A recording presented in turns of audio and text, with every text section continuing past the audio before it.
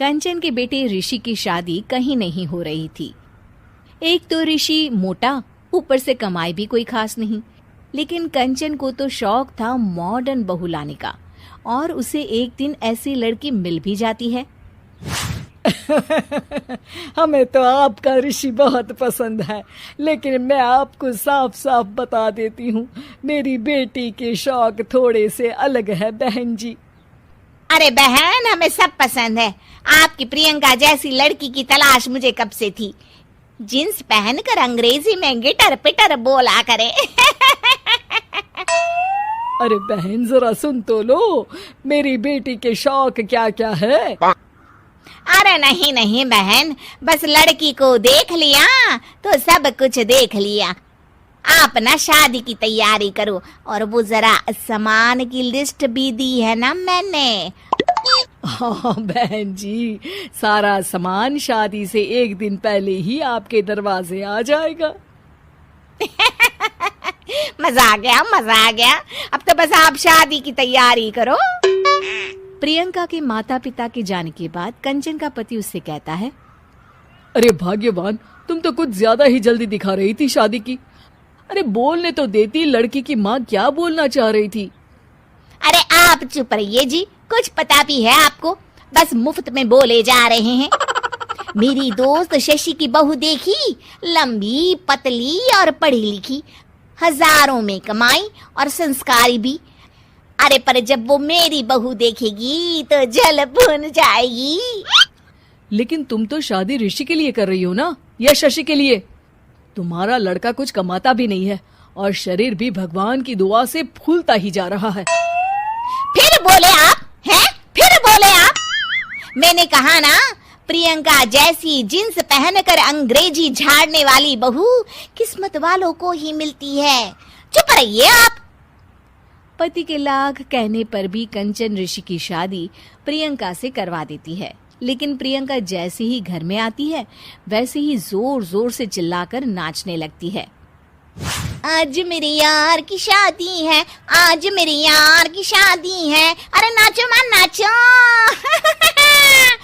आज मेरे यार की शादी है।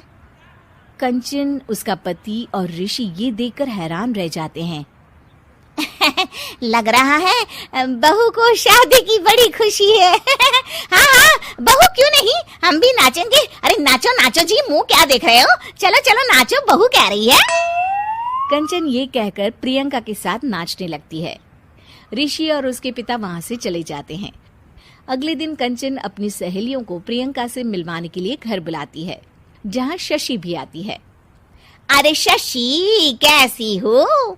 मैं ना तुम्हें प्रियंका से मिलवाती हूँ। अरे सच में बहुत ही एडवांस सोच की लड़की है।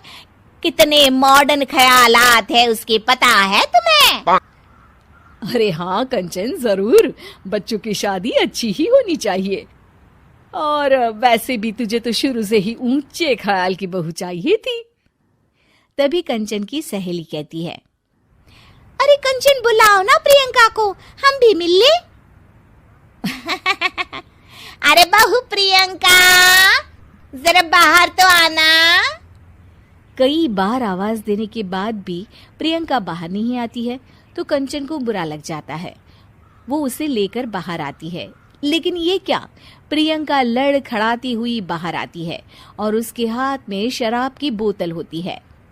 हालांकि शराब पीना स्वास्थ्य के लिए हानिकारक होता है और ये हमारी किडनी के लिए बहुत ही खतरनाक है, लेकिन कंचन की बहू प्रियंका पूरे नशे में होती है।